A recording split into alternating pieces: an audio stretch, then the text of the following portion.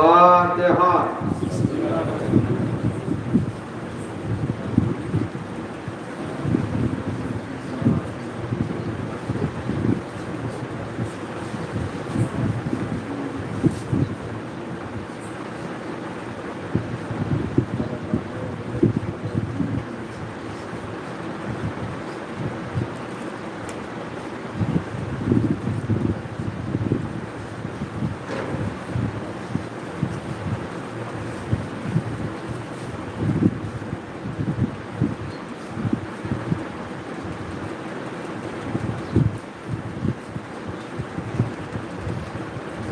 لا حول ولا قوة إلا بالله العلي العظيم.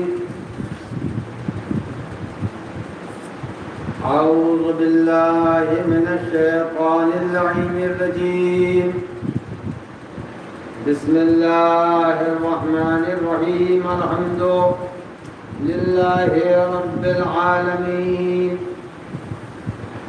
والعاقبة للمتقين والنار للعاصين والملحدين والصلاة والسلام والتحية والإكرام على نبي الرحمة وشفيع الأمة صاحب الوقار والسكينة المدفون بأرض المدينة العبد المؤيد والرسول الممدد المصطفى الأمجد المحمود الأحمد أبي القاسم محمد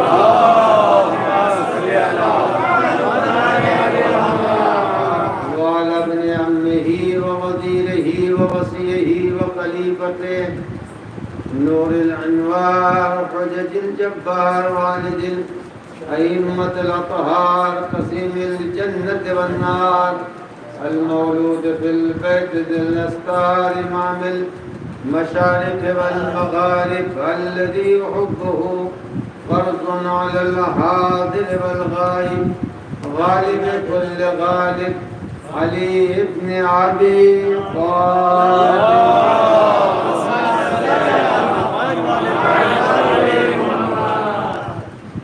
وعلى آله الطيبين الطاهرين المعصومين المنتجبين المخاطبين لا سيما على بقية الله الأعظم حجة ابن الحسن المهدي. اللهم صل على محمد وعلى محمد. روحي وأرواح العالمين له الفداء واللعنة الدائمة الباقية على أعدائهم أجمعين من ليلنا هذا إلى قيام يوم الدين. أما بعد فقد قال الله الحكيم في كتابه الكريم.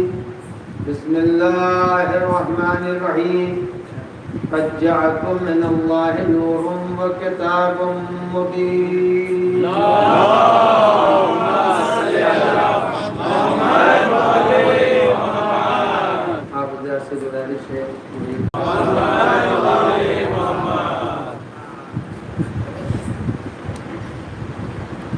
عالم قرآن مجید کی رسائی کریمہ میں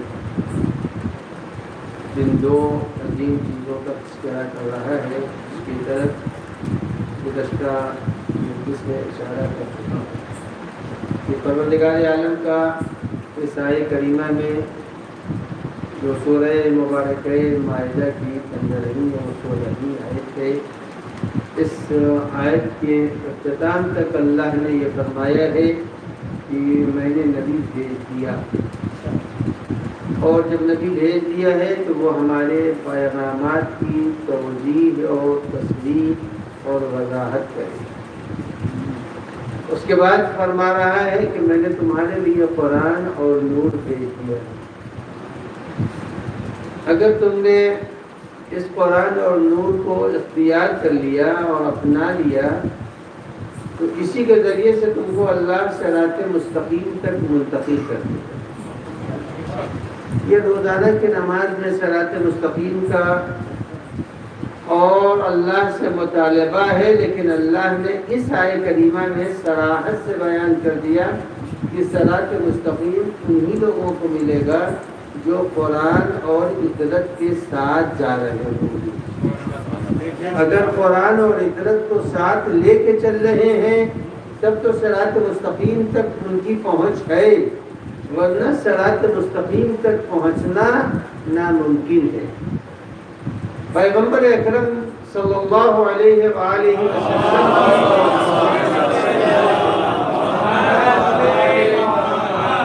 حدیث کی طرف کل اشارہ کر چکا تھا کہ اسی آیت کی صراحت سے وضاحت فرمایا ہے پیغمبر نے کہ انی تارک فیکم الثقلین، میں تمہارے درمیان دو چیزیں چھوڑے جا رہا ہوں، ایک کا نام کتاب ہے اور ایک کا نام عبرت ہے، اور ان سے تم وابستہ رہنا، تمسک رکھنا، وابستہ رہنا۔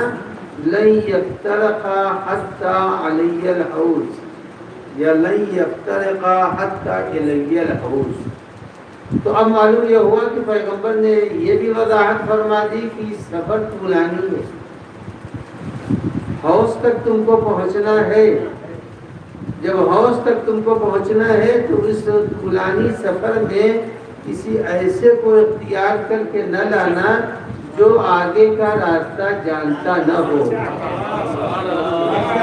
اس کو اختیار کرنا جو وہاں تک کا راستہ جانتا ہو۔ اگر راستہ ہی نہیں جانتا، میں نے تو یہی دیکھا ہے، اس شہر میں بھی یہی ہے، ہر شہر میں ہے، جب کوئی جانا چاہتا ہے زیارتوں کے اوپر یا حج کے اوپر یا عمرے کے اوپر تو وہ آپس میں گفتگو یہ کرتے ہیں بھائی کوئی ایسا قافلہ بتاؤ جو قافلہ ہمیں صحیح سے لے جائے، زیارت کرا کے واپس لائے۔ یعنی اگر دنیا کے 1000 1500 2000 کلومیٹر کے راستے میں اگر کوئی سفر کرنا چاہتا ہے تو وہ کہتا ہے کوئی قاعدے کا ہم کو آپریٹر بتا دو، قاعدے کا کوئی قافلہ اور کارواں بتا دو تاکہ ہم اطمینان سے زیارت کر لیں۔ یعنی یہ دنیا کے مختصر سے سفر میں انتخاب عمدہ سے عمدہ انسان ذہن میں رکھتا ہے کہ جائے کہ وہ سفر جو حوض کوثر تک ہونے والا ہے، طولانی سفر کے لیے ایسوں کو کبھی بھی اپنا رہنما نہیں بنانا جو دیوار کے پیچھوں کی باتوں کو نہیں جانتا۔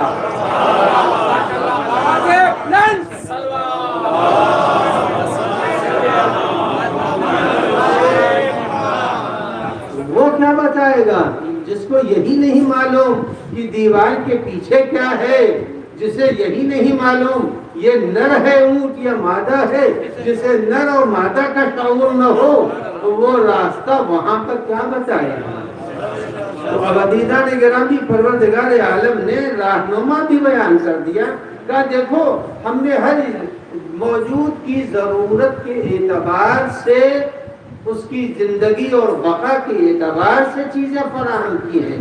مچھلی کے لیے پانی فراہم کر دیا، مچھلی ہے تو پانی اس کے لیے فراہم کر دیا، اور اگر کہیں پرندے ہیں تو کھلی ہوئی فضا ان کو لیے فراہم کر دی۔ کہاں ہر موجود کو اس کے حیات اور بقا کے لیے جو ضروری تھا وہ ہم نے دے دیا۔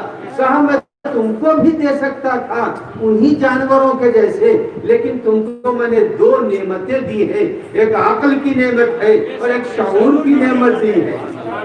عقل و شعور کی نعمت جب دی ہے تو اس کی بھی غذا تو ضروری ہے تاکہ عقل و شعور کے ساتھ تم آگے بڑھ سکو۔ جب عقل و شعور کی غذا تم کو چاہیے تو عقل و شعور کے ادراک اور غذا کا نام ہے، ایک قرآن نام ہے، دوسرے کا نام عبرت ہے۔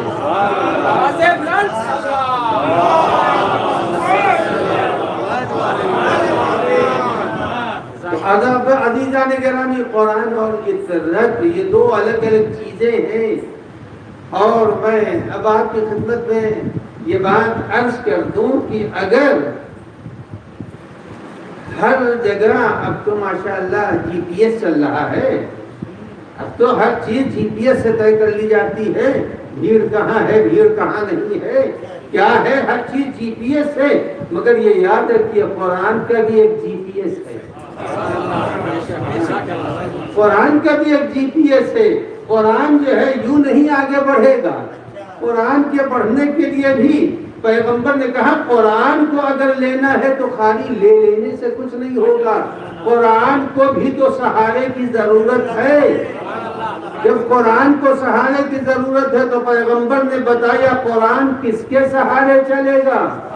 قرآن تمہارے سہارے نہیں چلے گا، قرآن علی کے سہارے چلے گا.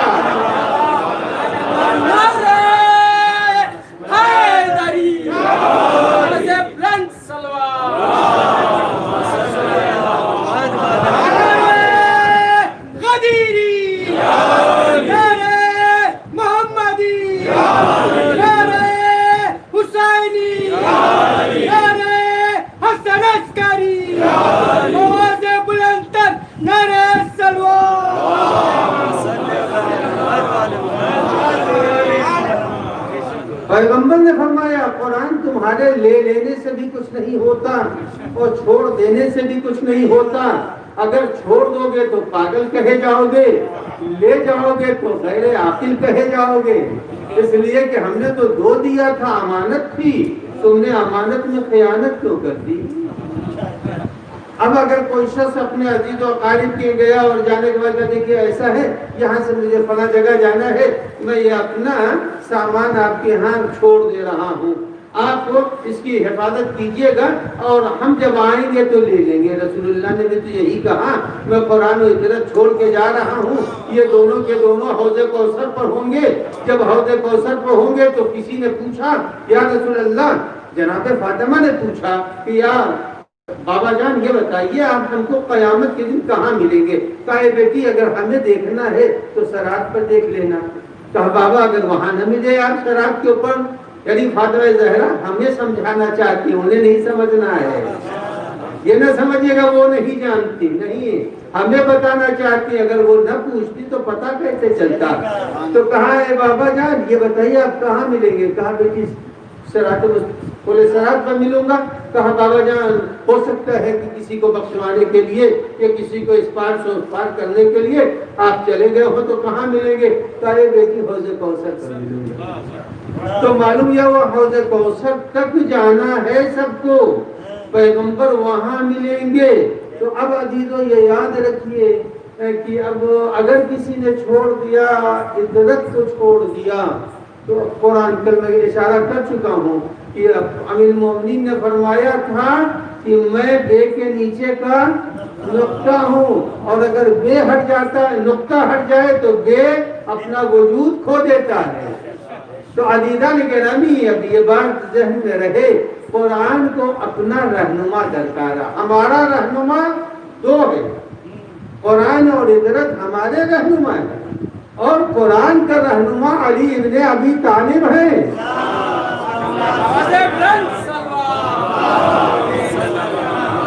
پیغمبر کا مشہور و معروف ارشاد ہے، اور اس کو سارے اہل سنت نے لکھا ہے، سارے علماء شیعہ نے لکھا ہے. پیغمبر نے فرمایا علی مع القرآن والقرآن مع علی. ہے حدیث سب کے ذہنوں میں اور سب ازبر کیے ہوئے ہیں. علی قرآن کے ساتھ ہے، قرآن علی کے ساتھ ہے.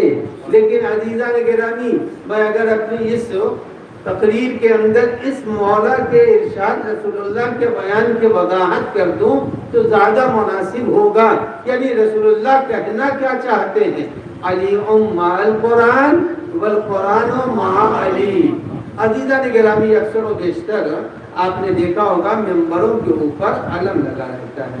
اتفاق سے اس ممبر پر نہیں ہے، علم ہوتا ہے نہیں ہوتا، ادھر بھی علم ہوتا ہے ادھر بھی علم ہوتا ہے. ہر ایسے بعض ممبروں پر یہ چیزیں ہیں. شاید کل جہاں میں نے مجلس پڑھی تھی وہاں بھی یہ کیفیت تھی، علم ادھر بھی ہے علم ادھر بھی ہے. تو یہی تو کہیں گے علم ممبر کے ساتھ ہے. اس کے لیے کہیں گے علم ممبر کے ساتھ ہے، ادھر کے لیے کہیں گے علم ممبر کے ساتھ ہے. معلوم ہوا ممبر بیچ میں ہے، ادھر بھی علم ہے ادھر بھی علم ہے. یہی تو نتیجہ نکلا، علم ممبر کے ساتھ ہے، ادھر کہا ممبر علم کے ساتھ ہے. تو ممبر بیچ میں ہوا، ادھر بھی علم ادھر بھی علم. اب پیغمبر نے کہا علی مع القرآن والقرآن مع علی، علی قرآن کے ساتھ، قرآن علی کے ساتھ۔ اگر ابتدا قرآن کی کرو گے یا علی قرآن کی ابتدا میں بھی ملیں گے، قرآن کی انتہا میں بھی ملیں گے۔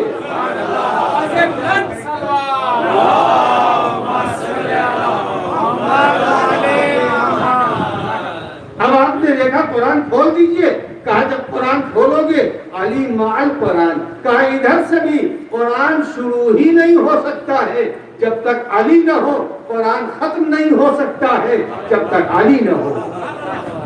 عزیزان گرامی، علی مع القرآن، اللہ نے اہل بیت اور اطرت کو قرآن کے ساتھ قرار دیا ہے۔ اب یہاں کے اوپر ایک بات اور عرض کرتا چلوں، یہاں کے اوپر ہم اور آپ اس وقت ساتھ ہیں یا نہیں ہیں؟ کل کی تقریر میں ساتھ تھے یا نہیں تھے؟ پھر اس کے بعد میں چلا گیا، آپ ہی چلے گئے، مجموعہ اپنے اپنے گھروں کو چلا گیا۔ یہاں ساتھ ہیں یا نہیں ہیں؟ تھوڑی دیر کے لیے ساتھ ہیں یا نہیں ہیں؟ جب ساتھ ہیں تو پھر تو چھوٹ گیا ساتھ چھوٹ گیا کہ نہیں چھوٹ گیا؟ جب مجلس ختم ہوئی تو ساتھ بھی چھوٹ گیا۔ تو کیا قرآن بھی علی کے ساتھ ایسے ہی ہے جیسے ہم اور آپ ہیں؟ ابھی ساتھ ہیں، کبھی ساتھ چھوٹے گا؟ کہا نہیں عزیزان گرامی، یہ مفہوم نہیں تو ہے کیا معنی اس کے؟ علی قرآن کے ساتھ ہے، قرآن علی کے ساتھ ہے، کیا معنی کیا ہوئے؟ کہا قرآن کی دوسری آیت پڑھ لو، قرآن مجید کہتا اللہ معکم، قرآن کہہ رہا اللہ معکم، اللہ تمہارے ساتھ ہے، اللہ تمہارے ساتھ ہے۔ کیا معنی کیا ہوئے؟ وہ مفسرین کہتے ہیں اس آیت کا معنی یہ ہے تمہاری حیات، تمہاری بقا، تمہاری سانس، تمہاری غذا، تمہاری روح سب اللہ کے ذریعے سے قائم ہے۔ اگر خدا نہ ہوگا تو تم مٹ جاؤ گے۔ اللہ معکم کا معنی یہ ہوئے ہماری حیات و بقا سب اللہ کے ذریعے سے ہے، جیسے ہماری حیات و بقا خدا کے ذریعے سے ہے، قرآن کی حیات و بقا علی ابن ابی طالب کے ذریعے سے ہے۔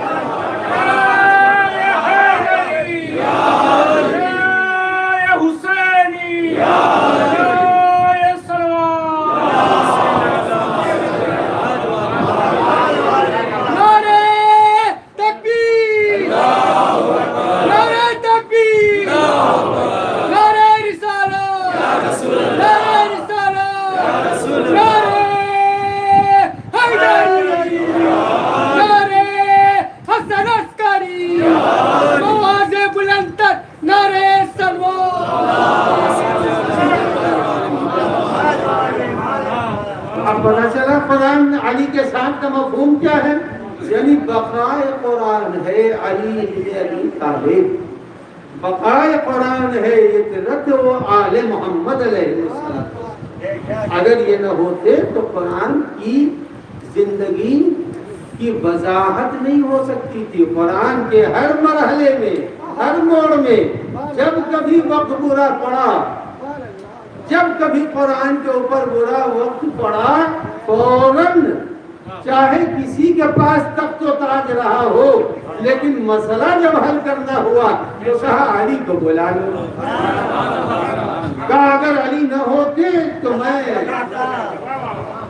تو معلوم یہ ہوا یہ بیان ہی نہیں ہے فقط، بلکہ اقرار جرم بھی ہے۔ تو اب مولا کائنات کی حیات طیبہ ایک ایک جملے میں پیغمبر نے نہ جانے کیا کیا چیزیں بیان کر دی۔ میں تو صرف اس لیے بیان کر رہا ہوں کہ حقیقتاً یہ دو بڑی نعمتیں ہیں جو ہمارے پاس الگ گئیں۔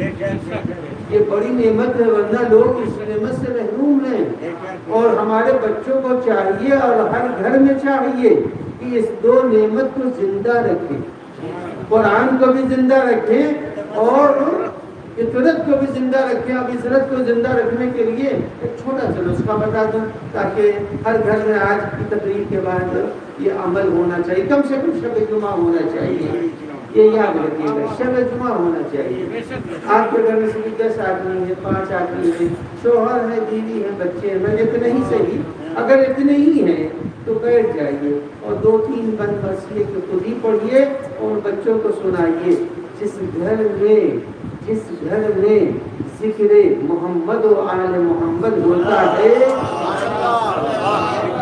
جس گھر میں ذکر آل محمد علیہ السلام ہوتا ہے، آپ نے کیا سنا تھا حدیث، ذکر و علی عبادت، یہ مجلسیں نہیں ہیں، یہ عبادت خانہ ہے جہاں عبادتیں ہو رہی ہیں۔ ایک صلوات پڑھیں محمد۔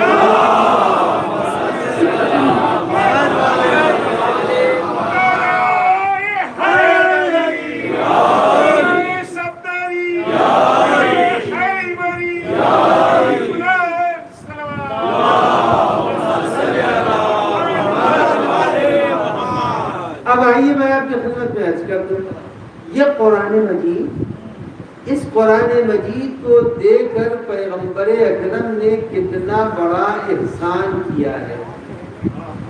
دیکھیے ہمارے سامنے ماشاءاللہ بزرگی ہے، مگر اس میں نوجوان بھی دکھائی دے رہے ہیں، اچھی خاصی ماشاءاللہ تعداد میں یہ بھی ہیں۔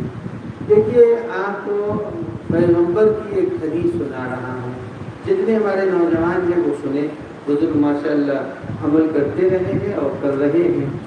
پیغمبر کا ارشاد ہے، من قرأ القرآن وهو شاب مومن، من قرأ القرآن وهو شاب مومن، اگر کسی جوان نے قرآن کی تلاوت کی، من قرأ القرآن وهو شاب، جوان بھی ہو اور مومن بھی ہو، معلوم یہ ہوا لفظ مومن لگا کر کے پیغمبر نے بہت سے لوگوں کو کاٹ دیا، کہا ہو سکتا ہے کہیں جھوم جھوم کے قرآن پڑھا جا رہا ہو، لیکن یہ یاد رکھنا شرط یہ ہے کہ مومن ہو۔ اب ہم نے کہا یا رسول اللہ یہ کہاں سے ڈھونڈ کے لاؤں، مومن کس کو کہتے ہیں؟ ہر ہی تو اپنے کو کہہ رہا ہے ہم مومن ہیں، ہر شخص کہہ رہا ہے اپنے کو مومن ہو، کوئی ایسی فرد نہیں ہے کلمہ پڑھنے والی جو اپنے کو مومن نہ کہہ رہی ہو۔ ہم نے کہا یا رسول اللہ ایک ایسی چھوٹی سی پہچان بتا دیجئے، اس لیے کہ بس اس سے پہچان لیا جائے کہ مومن کون ہے۔ تو اب رسول اللہ سے جب سوال کرنے والے نے سوال نہیں کیا، بلکہ اب میں نے تلاش کرنا شروع کیا کہ یا اللہ، پیغمبر نے فرمایا ہے کہ اگر کوئی مومن جوان قرآن کو پڑھ لے تو اب اس کے بعد حدیث سناؤں گا، پہلے مومن تو طے ہو جائے۔ تو اب ہم کو حدیثوں کے انبار میں اور حدیثوں کے تمام سلسلوں میں ایک چھوٹی سی حدیث ملی۔ وہ حدیث کیا تھی؟ آ رہے تھے امیر المومنین علی ابن ابی طالب علیہ السلام، حضرت نے دیکھا امیر المومنین کو، اور دیکھنے کے بعد جھرمٹ میں لوگ ہی موجود بیٹھے ہوئے تھے، چھوٹے بڑے ہر قسم کے بیٹھے تھے۔ جیسے ہی دیکھا ان سے مخاطب کر کے کہا کہ یا علی حب کا ایمان، اے علی تمہاری محبت ایمان ہے۔ تو اب پتہ چل گیا مومن وہی ہے جس کے دل میں ایمان ہو محبت علی کا۔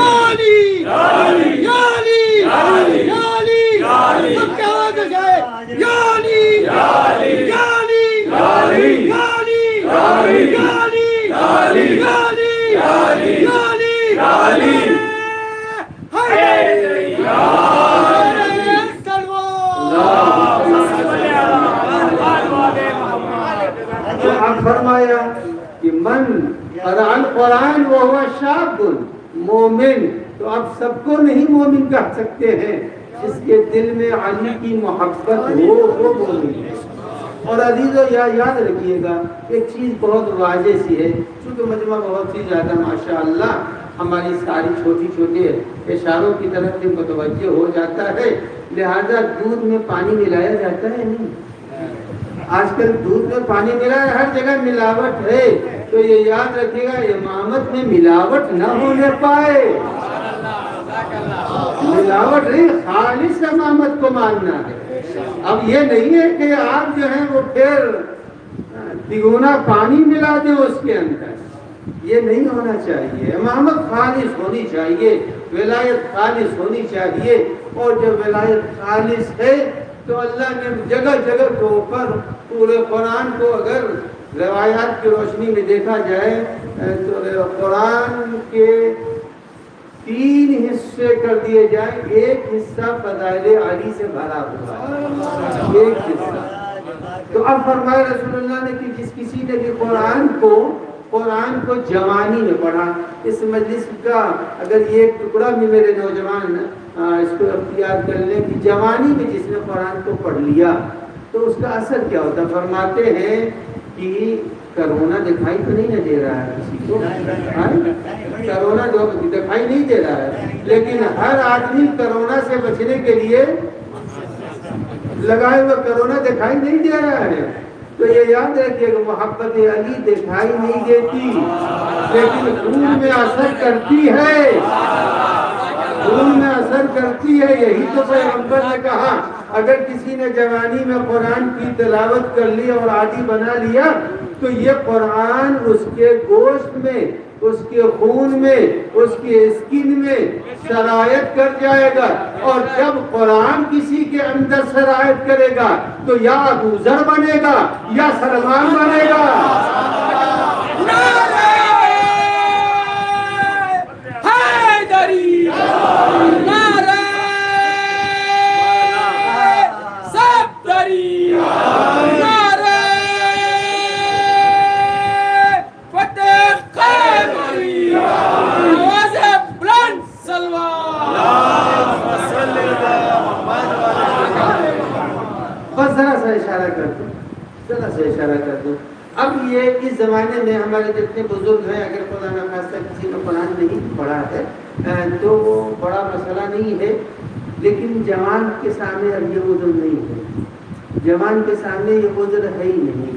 بات ہماری جوان کو ذرا سا تھوڑی دیر کے لیے اچھی بھی لگے گی بری بھی لگے گی، مگر جوانی کے لیے کہہ رہا ہوں قرآن کو اتنا وقت دے دو۔ سنیں گے یا نہیں سنیں گے؟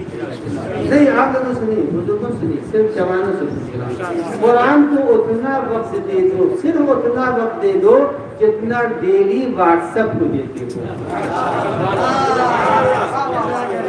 اور اتنا وقت دے دو واٹس ایپ کو جتنا وقت روزانہ دیتے ہو اتنا قرآن کو دے دو۔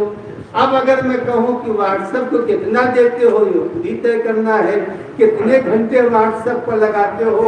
ہم یہ کہتے ہیں اتنا بھی قرآن کو اوپر نہ لگاؤ، واٹس ایپ کا 10% لگا دو، بس واٹس ایپ کا 10% لگا دو۔ اب دیکھ لینا کہ حیات میں کیسے جب خون بن کر کے قرآن دوڑے گا، جب خون بن کے قرآن دوڑے گا، دیکھیے جیسا گھر ہوگا، اگر گھر کے اندر کھڑکیاں بڑی بڑی ہیں تو اگر اندر روشنی ہے تو باہر پتہ چل جاتا ہے کہ روشنی گھر میں زیادہ ہے، اگر چھوٹے چھوٹے سوراخ ہیں تو پتہ چل جائے گا کہ اس کی کھڑکیاں چھوٹی چھوٹی ہیں، روشنی باہر نہیں جائے گی۔ اگر جوانی میں کسی نے قرآن پڑھ لیا، آنکھ بتائے گی نامحرم کو نہ دیکھنا، کان بتائے گا نامناسب باتوں کو نہ سننا، قدم بتائے گا ادھر نہ جانا، ہاتھ کہے گا ظلم کی طرف نہ بڑھنا۔ قرآن کی تاثیر یہ ہے۔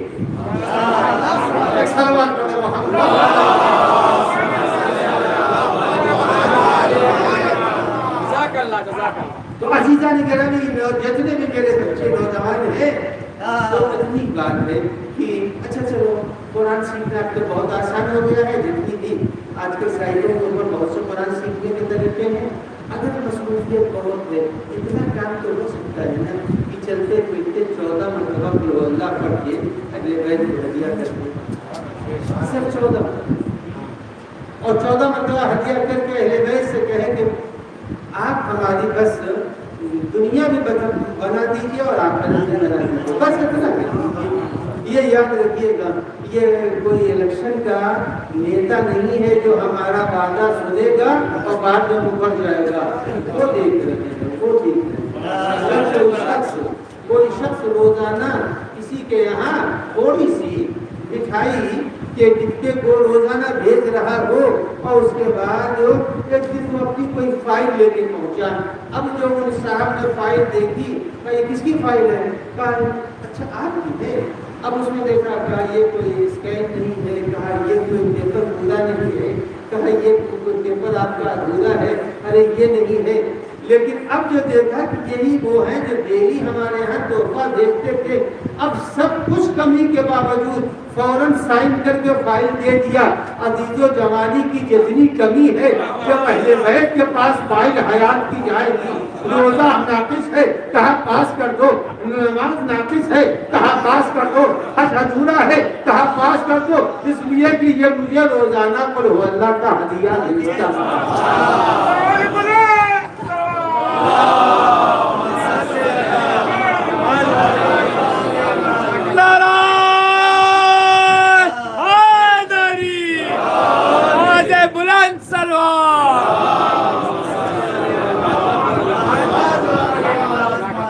اللہ نے ان کو بنایا ہماری نجات کی, ہماری ہدایت کی, اور پیغمبر نے یہ بھی ارشاد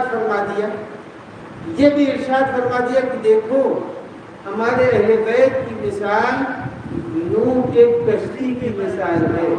مثل اہل بیتی کمثل سفینۃ نوح, نوح کے سفینے جیسی ہے. یا اللہ, قرآن میں تم نے سورہ ہود میں بہت ذکر کر دیا ہے نوح کی کشتی کا. ارے 5000 سال پہلے کا واقعہ, کیا ضرورت تھی رسول اللہ کو بھی کہنے کی, کیا ضرورت تھی؟ لیکن کوئی مناسبت تو ضرور رہی ہوگی جو پیغمبر نے فرمایا کہ میرے اہل بیت کی مثال نوح کے کشتی کی ہے. اب عزیزو یاد رکھیے گا, 1000 گز لمبی کشتی بنائی تھی. 1000 گز لمبی کشتی تھی. 1000 گز کے معنی تقریباً جو کپڑا ناپنے والا میٹر ہے اس سے تقریباً 900 میٹر لمبی کشتی تھی. اتنی بڑی کشتی تھی اور 3 فلور بنائے تھے. اور اس میں کتنے آدمی سوار ہوئے تھے وہ سن لیجیے. حضرت نوح, ان کی بیوی, کہیں 3 بیٹے تھے, کہیں 3 بہو تھی, 8 آدمی یہ تھے ایک گھر کے, اور 72 آدمی فقط کلمہ پڑھنے والے تھے. 72 فقط کلمہ پڑھنے والے تھے. اب سمجھ میں آیا پیغمبر نے کیوں کہا تھا. کہا کربلا یاد رکھنا, کربلا میں 72 تھے اور سفینہ نوح پر 72 تھے. اب حضرت نوح نے کشتی 1000 سال برس بنایا ہے, بعد میں اس سے زیادہ اتنے مدت میں کشتی بنائی. اور قرآن میں سورہ مبارکہ ہود میں بہت تذکرہ ہے اس کشتی کا. پہلے تو اللہ نے حکم دیا جناب نوح کو, وَاصْنِعِ الْفُلْكَ بِأَعْيُنِنَا, اے نوح یہ کشتی ہمارے نگاہوں کے سامنے بنے گی. پہلا حکم وَاصْنِعِ الْفُلْكَ بِأَعْيُنِنَا, یہ کشتی ہمارے نگاہوں کے سامنے بننی چاہیے. معلوم ہوا کشتی نوح اللہ کی نگاہوں کے سامنے بن رہی تھی. اللہ نے پھر دوبارہ کہا اس کشتی کی ایک چھوٹی سی مثال پیغمبر کے گھر میں ہم دکھائیں گے تم کو. وہ کب ہے؟ جب پیغمبر آئے ہیں اور کہا انی اجدو فی بدنی ضعفا, میں اپنے گھر میں ضعف پا رہا ہوں. تو اب عزیزان گرامی وہاں تو اوپر میں آئی سلمہ, اور آنے کے بعد کہا یا رسول اللہ اجازت ہے تو آ جاؤں. کہا نہیں, انک علی الخیر, آپ خیر کے اوپر ہیں, اس میں نہیں آ سکتی ہے.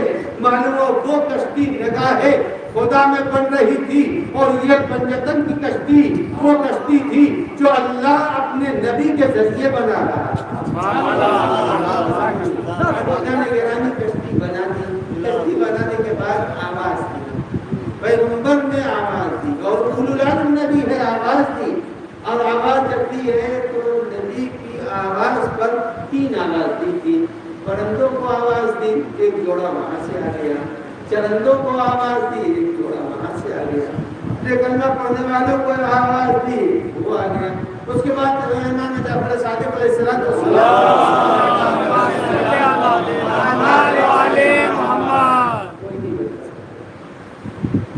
ये फकत हम अहले बैत के मानने वाले हैं जो जवाब अहले बैत की तरफ से रखते हुए जो दे रहे हैं। एक शख्स ने पूछा, और किससे पूछा? इमाम जाफर सादिक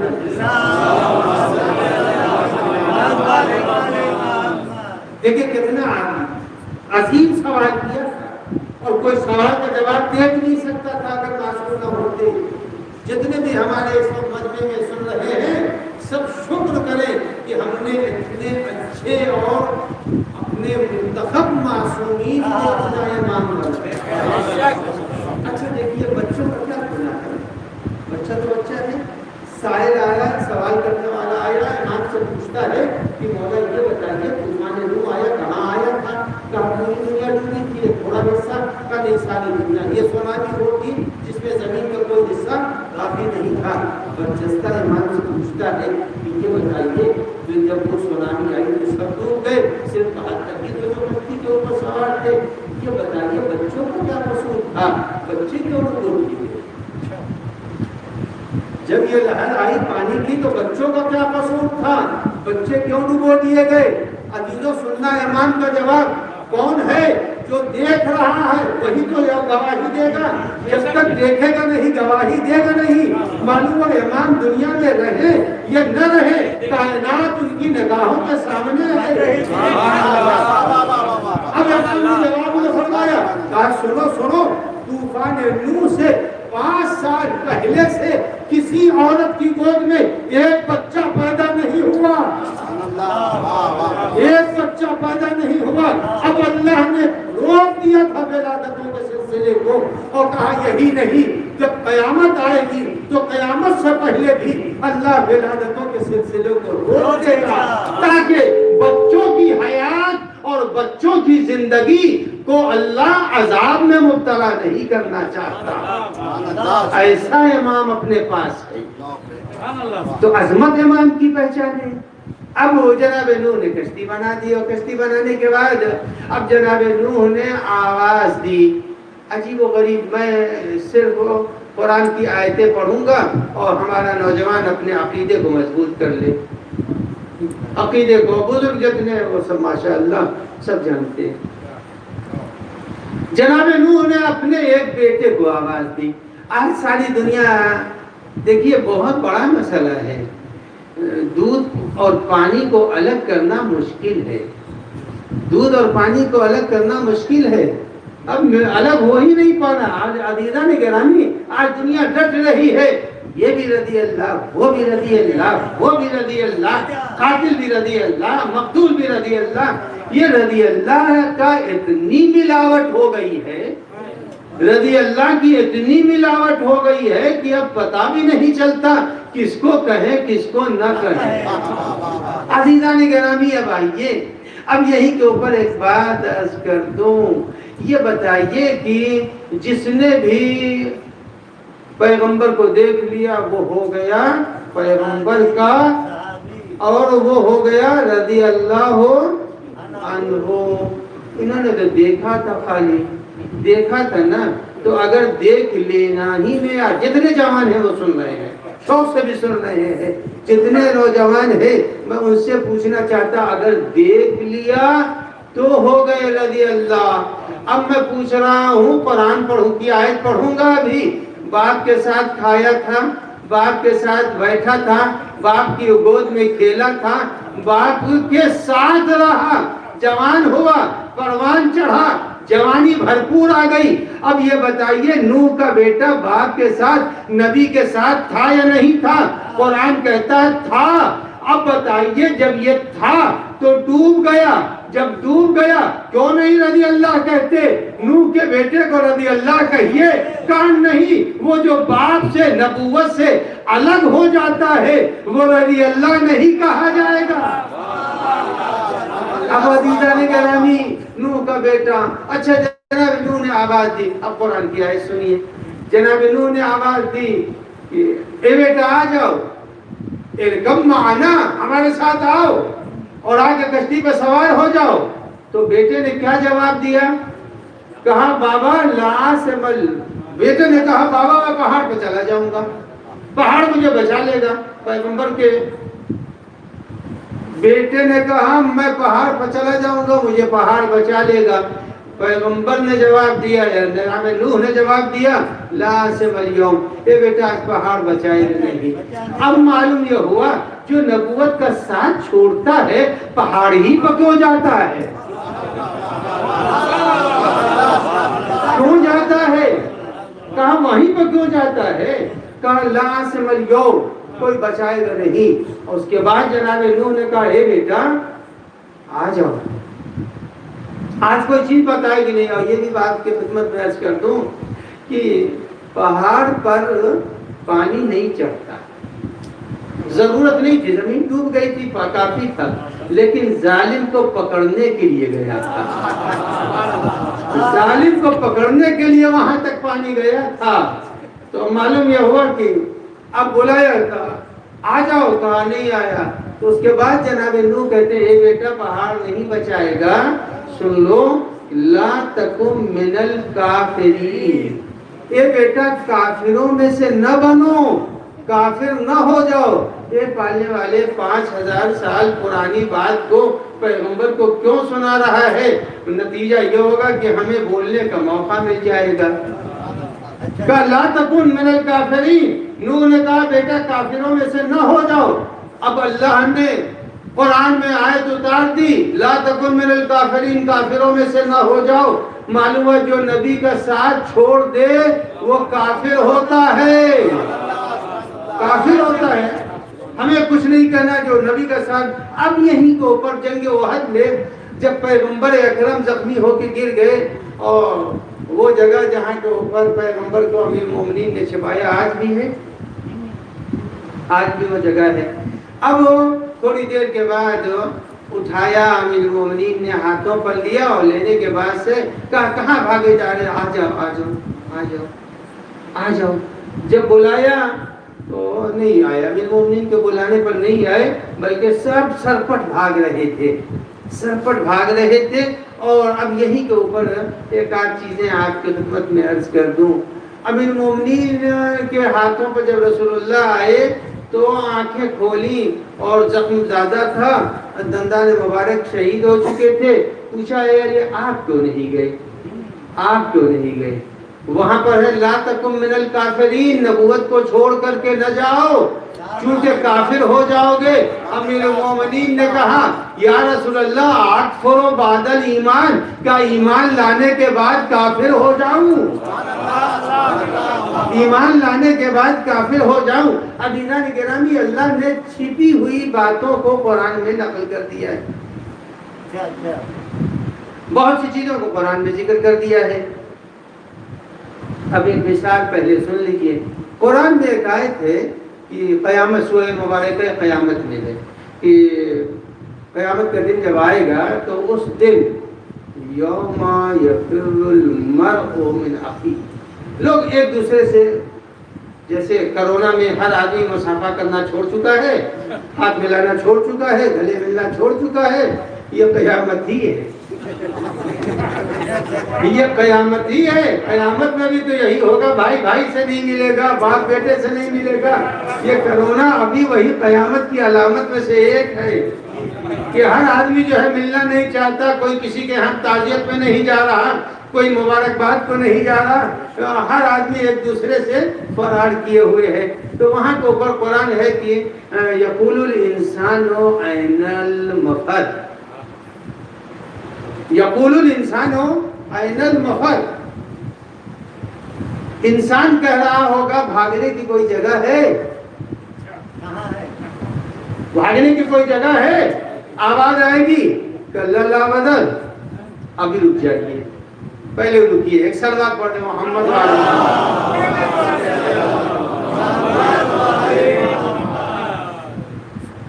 بہت اچھی مثال تاکہ ہماری اس بات کو مضبوطی مل جائے. میں دیکھ رہا ہوں سب کے ہاتھوں میں تبرک ہے تبرک یا نہیں؟ سب کے ہاتھوں میں تبرک ہے تبرک. یہ تبرک بٹ گیا اتفاق سے، پہلے ہی بٹ گیا۔ اگر یہ تبرک نہ بٹتا اور میں یہ اعلان کر دیتا کہ آج تبرک نہیں تقسیم ہوگا، تو آپ کا ذہن کیا سوچتا؟ بچے کیا سوچتے؟ بھائی کہ ہر مجلس میں تبرک بٹتا ہے، آج کی مجلس میں تبرک نہیں بٹے گا۔ یہی تو نتیجہ نکلے گا نا کہ آج کی مجلس میں تبرک تقسیم نہیں ہوگا۔ عزیزان گرامی، معلوم ہے جو ذہن عادی ہے تبرک کا، اگر سنتا ہے کہ تبرک تقسیم نہیں ہوگا، فوراً ذہن جاتا ہے ہر روز ہوتا تھا آج نہیں ہوگا، یعنی ذہن فوراً اس طرف منتقل ہوگا۔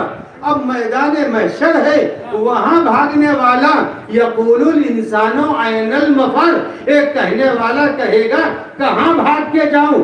آواز الہی آئے گی کلا لا وزر، آج کوئی پہاڑ نہیں ہے، لا وزر، آج کوئی پہاڑ نہیں ہے۔ اے پالنے والے، میدان محشر عمر بھر سنتے آئے، کہتے آئے میدان میدان میدان، ارے میدان میں پہاڑ کہاں ہوتا ہے؟ لیکن تو کہہ رہا ہے کلا لا وزر، یعنی کوئی ایسا ہے جو جب بھاگتا تھا تو پہاڑ پر جاتا تھا، لہذا محشر میں کہہ دیا کلا لا وزر، آج بھاگنا ہے بھاگو مگر کوئی پہاڑ نہیں ملے گا۔ تو عزیزان گرامی قرآن پڑھ رہا ہوں، قرآن کو کلا لا وزر۔ اب عزیزان گرامی، اللہ نے انہیں اصحاب سفینہ بنایا ہے، کہ یہ سفینے والے ہیں، یہ نجات دلانے والے ہیں۔ اب یہی بات ہے، نجات ہماری بھی ہے۔ آپ نے حدیث یہ سنی ہے، حدیث سنیے کہ علی قسیم النار والجنہ۔ چھٹے امام سے پوچھا ایک شخص نے کہ مولا یہ بتائیے، سب تو علی کو پہچانتے نہیں، آدم کے زمانے والے تو پہچانتے نہیں، نوح کے زمانے والے پہچانتے نہیں، تو یہ جنت میں کیسے جائیں گے؟ جنتیوں کو جنت میں کیسے لے جائیں گے؟ جہنمیوں کو جہنم میں کیسے لے جائیں گے؟ یہ تقسیم جنت اور جہنم کی علی ابن ابی طالب کریں گے کیسے؟ سب سے پہلی بات تو یہ ہے کہ ہر نبی نے آنے والے نبی کی خبر دی، اور ہر نبی نے اپنے اس نبی آخر اور اس کے وصی کی خبر دی ہے، یہ نہیں کہ خبر نہیں دی ہے۔ پھر بھی عزیزان گرامی، پیغمبر کی حدیث ہے کہ علی جنت اور جہنم کے بانٹنے والے ہیں۔ اب آئیے، سب یہی کی مثال دے دیتا ہوں، اچھا رہے گا، آسان رہے گا۔ مجلس شروع کب سے ہوئی تھی؟ اپنے وقت کے اعتبار سے شروع ہوئی، اپنے وقت کے اعتبار سے شروع ہوئی۔ جو پہلے آیا، کوئی 1 گھنٹے پہلے آیا، کوئی 1.5 گھنٹے پہلے آیا، ایک ذاکر نے پڑھا، دوسرے نے، تیسرے نے، بچے نے، بزرگوں نے، سب نے پڑھا۔ ذاکر بدلتے رہے مگر جگہ نہیں بدلی، ذاکر بدلتے رہے جگہ نہیں بدلی۔ اچھا، یہ بھی نہیں ہوا، جب ذاکر بدلتے رہے جگہ نہیں بدلی، بہت غور سے سنیے گا، قسیم النار والجنہ کا مفہوم کیا ہے؟ جگہ ایک تھی، ذاکر بدلتے رہے۔ دنیا توحید کے 1,24,000 ذاکر تھے، دنیا اسلام کے، اور اللہ نے 1,24,000 ذاکر بنائے تھے، اور یہ ذاکر باری باری آتے جا رہے تھے، پڑھتے جا رہے تھے، جا رہے تھے۔ لیکن جو تبرک تقسیم کر رہے ہیں یہاں پر، وہ یہ نہیں دیکھ رہے کون پہلے آ رہا ہے، کون بعد میں آ رہا ہے، کون آخر میں آ رہا ہے۔ تبرک سب کو ملتا جائے گا۔ جب قیامت کا دن آئے گا، اللہ یہ پوچھے گا آدم کے فرش پر تھے یا نہیں، نوح کے فرش پر تھے یا نہیں، ابراہیم کے فرش پر تھے یا نہیں۔ اگر انبیاء کی بیعت کو قبول کر لیا، علی اس کے لیے مقسم بن جائیں گے۔ صلوات پڑھ دو۔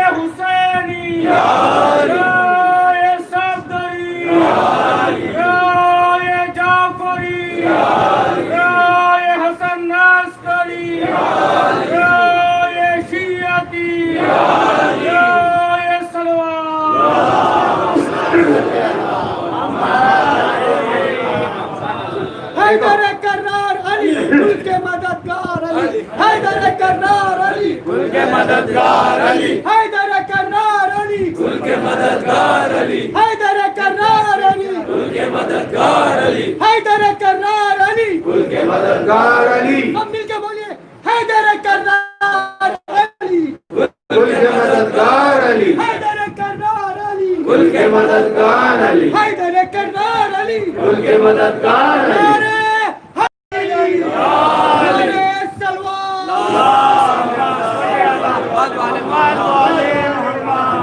ایک مل جل کے سلوات بھیج دیجیے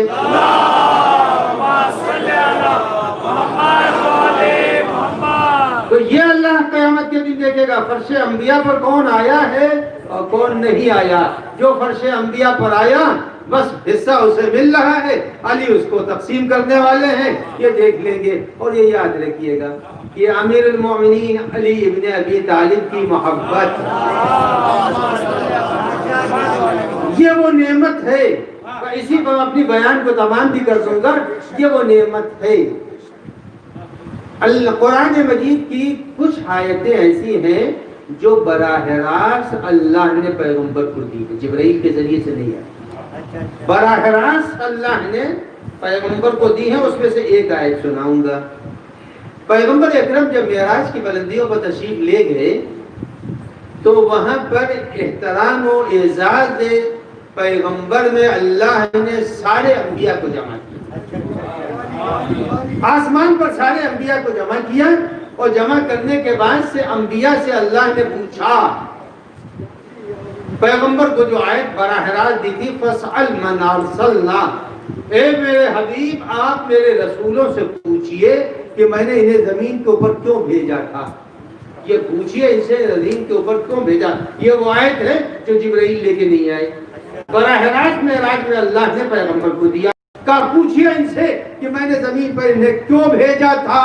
1,23,999 انبیاء وہاں جمع ہیں. اللہ پیغمبر سے کہا ان سے پوچھئے. جب اللہ کا نبی اس مجمع سے مخاطب ہوا تو سارے انبیاء نے فرمایا بے نبوت کا بے ولایت علی, نبی کی آپ کی نبوت کا اعلان اور علی کی ولایت کے اعلان کے لیے بھیجا گیا.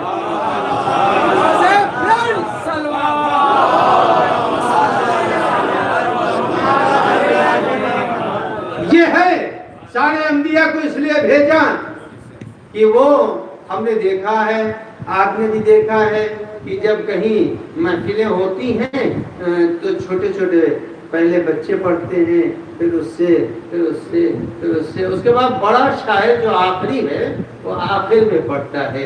بس یہ یاد رکھیے گا نبوت میں آدم آئے, اس سے بڑا نوح آ گئے, اس سے بڑے ابراہیم آ گئے, اس سے بڑے آ گئے. جب آخر میں محمد مصطفیٰ صلی اللہ علیہ وآلہ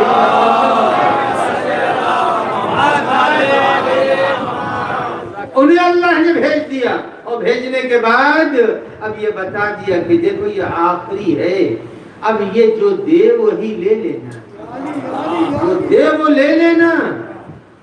جناب حمزہ کی شہادت کے بعد پیغمبر اکرم بہت رنجیدہ خاطر تھے, اور جب انہوں نے کہا سب کے شہیدوں پر رونے والے ہیں, میرے حمزہ کے اوپر کوئی رونے والا نہیں ہے, جب یہ کہا تو مدینے والے ٹوٹ کے جناب حمزہ کے گھر آئے اور ماتم کرنے لگے. اور اسی دن سے کسی کے گھر جب میت ہوتی ہے تو 3 دن کھانے کی ابتدا وہیں سے ہوئی. جناب حمزہ کے شہادت کے موقع پر پیغمبر بہت رنجیدہ خاطر تھے. شہید ہو جانا مسئلہ نہیں تھا, بلکہ شہادت کے بعد جس میں جناب حمزہ کو جو ایذا دی گئی وہ ذرا پیغمبر کے لیے بہت زیادہ تکلیف دہ تھی. پیغمبر بیٹھے ہوئے تھے اور خاموش تھے, اصحاب کا مجمع بھی تھا. اتنے میں جناب جبرائیل آئے اور جناب جبرائیل نے آ کے سلام کیا. نبی نے نگاہیں اٹھائی, جواب سلام کیا. اب جواب سلام کے بعد پیغمبر اتنا غمزدہ ہے کہ جبرائیل کے جواب کے بعد خاموش ہیں. جناب جبرائیل نے کہا کہ یا اللہ کے رسول, اللہ آپ کو سلام کہہ رہا تھا, علیک السلام و منک السلام و لک السلام و الیہ السلام.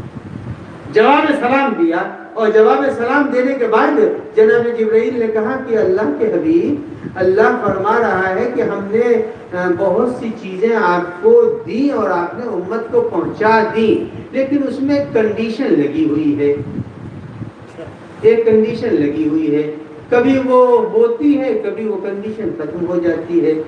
سنیں گے؟ سنیں گے آپ؟ اب آئیے وہ کنڈیشن کیا ہے؟ کہا جبرائیل کیا ہے بتاؤ؟ تو کہا یا رسول اللہ آپ کو میں نے حکم نماز دیا۔ کہاں دیا؟ کہا مگر نماز میں ایک کنڈیشن لگی ہوئی۔ کیا وہ کیا ہے؟ کہا وہ یہ ہے کہ اگر تم سے کھڑے ہو کے نہ پڑھا جائے بیٹھ کے پڑھ لو۔ کنڈیشن بدل گئی تو معلوم ہوا کہ اگر کوئی شخص کھڑے ہو کے نہیں پڑھ سکتا تو بیٹھ کے پڑھے گا۔ روزہ رکھنے کا حکم دیا، کہا ہاں روزہ رکھ لیا، مگر ایک شخص وہ ہے جو مثلا کسی بیماری میں ہے، بی پی ہے، شوگر ہے یا سفر میں ہے، روزہ نہیں رکھ سکتا۔ کہا روزہ چھوٹ گیا یا نہیں چھوٹا؟ نماز کا وہ کامل انداز چھوٹا یا نہیں چھوٹا؟ نماز کا کامل انداز چھوٹ گیا، روزے کی سعادت چھوٹ گئی۔ کہا حج کرنے کے لیے جاؤ، کہا کیا کرو؟ حج کے لیے استطاعت نہیں ہے، حج کی برکت چھوٹ گئی۔ کہا زکوٰۃ نکالو، کہا مال نہیں ہے۔ کہا خمس نکالو، کہا مال نہیں ہے۔ کہا ہر چیز میں ایک ایسی چیز جڑی ہوئی ہے، کر سکتے ہو تو کرو اور اس کی سعادت سے محروم ہو جاؤ گے۔ پوری نماز نہیں پڑھ سکتے، یہ سعادت چھوٹ گئی۔ روزہ نہیں رکھ سکتے، یہ سعادت چھوٹ گئی۔ غربت مانے رہی، حج نہیں کیا، زکوٰۃ نہیں دیا۔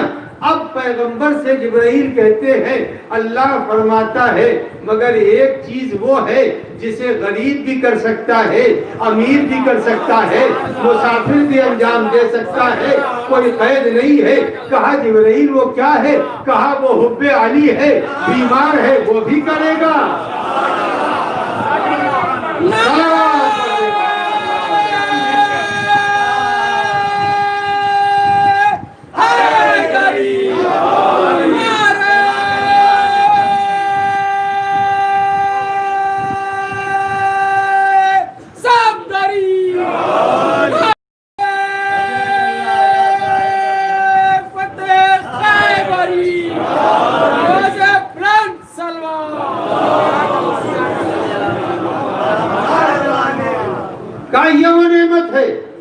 نماز چھوٹ سکتی ہے، آدمی سے نماز کھڑے ہو کے نہیں پڑھ سکتا، لیٹ کے پڑھے، اشاروں میں پڑھے، مگر وہ برکت نماز جو تھی ایک لمحے کے لیے وہ پورے آداب چھوٹ گئے۔ روزہ مسافر تھا چھوٹ گیا، مگر حب علی سفر میں بھی رہے گی، حسن میں بھی رہے گی، جس طرح بیماری پر بھی رہے گی، غربت میں بھی رہے گی، دولت میں بھی رہے گی۔ کہا ہاں یا علی یہ آپ کی بڑی محبت ہے جس کو اللہ نے سب کے لیے فراہم کر دیا۔ اس کے بعد پیغمبر نے فرمایا اے علی اگر خوف نہ ہوتا، بس اسی پر تمام کر رہا، اے علی اگر خوف نہ ہوتا کہ آپ کے لیے وہ کہا جانے لگے گا جو عیسیٰ کے لیے کہا گیا تو میں آپ کے وہ فضائل بیان کر دیتا کہ آپ جدھر سے جاتے خاک قدم کو لوگ اٹھا کر سرمہ چشم بنا دیتے۔ صلوات پڑھنے محمد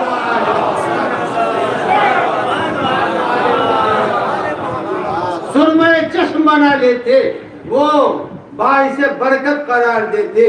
اب یہیں پر ایک جملہ اور تمام کر دوں مجلس کو اپنی کہ یہ یاد رکھیے، عیسیٰ کو خدا کا بیٹا کہا گیا، کہا گیا یا نہیں کہا گیا؟ عیسیٰ کو خدا کا بیٹا کہا گیا کہ نہیں؟ عیسیٰ کا بیٹا جن لوگوں نے کہا اگر ان کی توحید کامل ہوتی تو خدا کا بیٹا کہتے یا نہیں کہتے؟ جلدی بتائیے۔ اگر ان کی توحید اور اگر اللہ کا تصور، اگر تصور وحدت کامل ہوتا تو کبھی عیسیٰ کو خدا کا بیٹا نہیں کہتے۔ خدا کا بیٹا کہنا دلیل ہے، خدا کو پہچانا نہیں ہے۔ عزیزان گرامی علی کو وہی پہچانے گا جو خدا کو پہچانے گا۔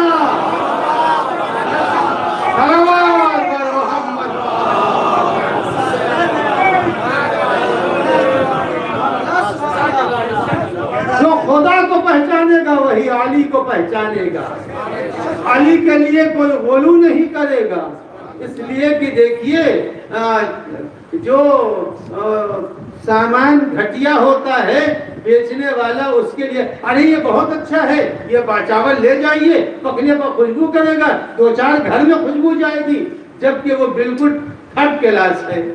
مگر جب تھرڈ کلاس کو بیچ رہا ہے تو بڑی تعریفیں کر کے بیچ رہا ہے۔ عزیزو، جن کے قدر، جن کے فضائل، جن کے مناقب ہے ہی نہیں، ان کو جتنا چاہو بڑھا دو، مگر علی کے مناقب تو اتنے ہیں، یا علی کو خدا نے پہچانا یا خدا نے علی کو پہچانا۔ صلوات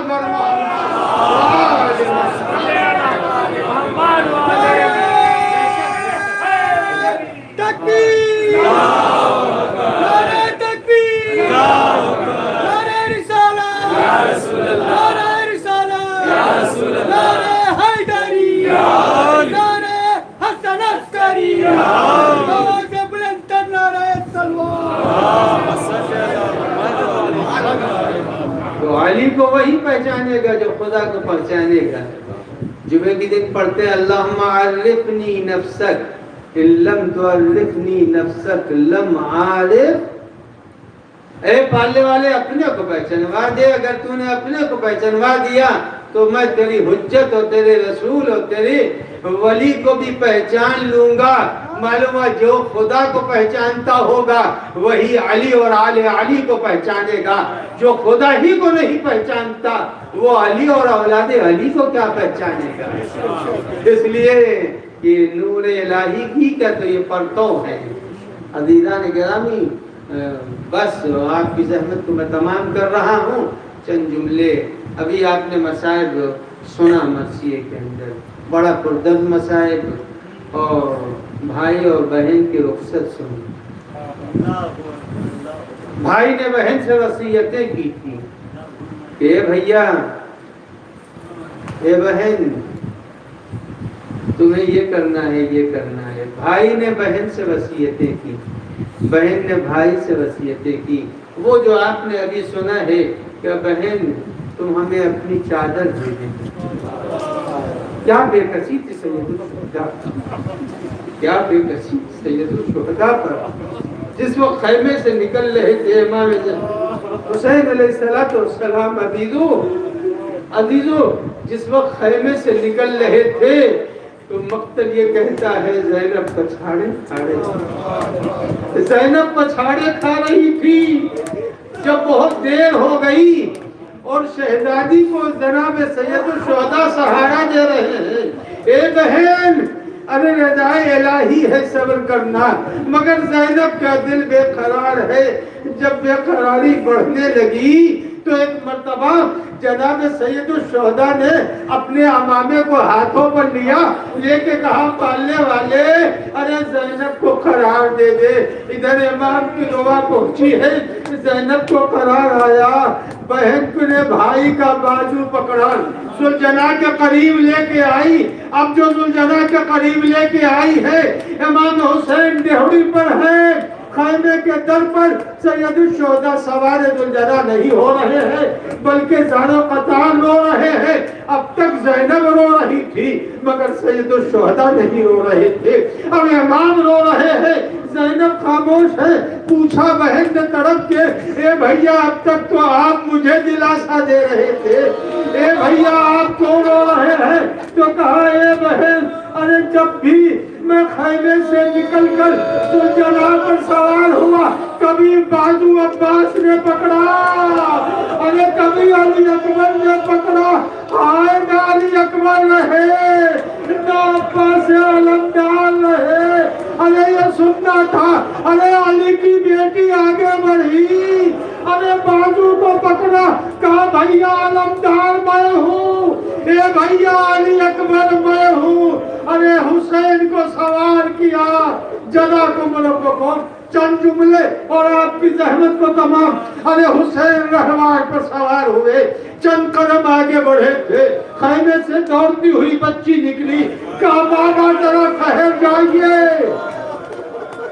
مرحوم کی بچیوں کے دلاسے کے لیے اور ان کے بیٹوں کے دلاسوں کے لیے، ان کی بیوہ کے دلاسے کے لیے 2-3 جملے۔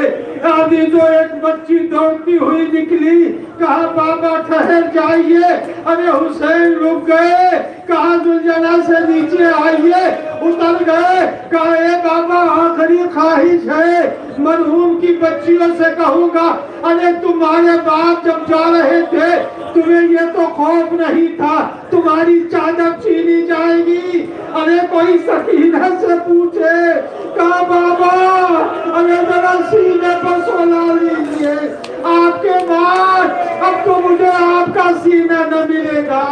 ارے آمین گانے گرامی، جناب سید الشہداء امیر کربلا پر لیٹے، سکینہ سینے پر آئی، زینب خیمے سے نکل پڑی، اے بھائیا سکینہ کو حوالے کر دو، ارے آج سے سکینہ میرے سینے پر سوئے گی، سیعلم الذین ظلموا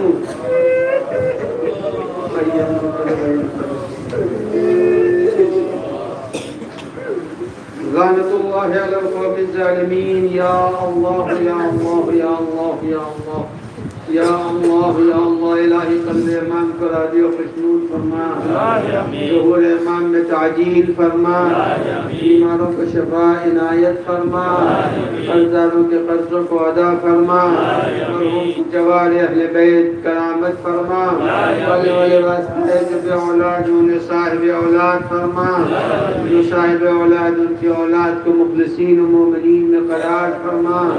یا اللہ واسطہ ملک و بیرون ملک سے جن لوگوں نے دعاؤں کی فرمائش کی ہے ان کی حاجات کو روا فرما۔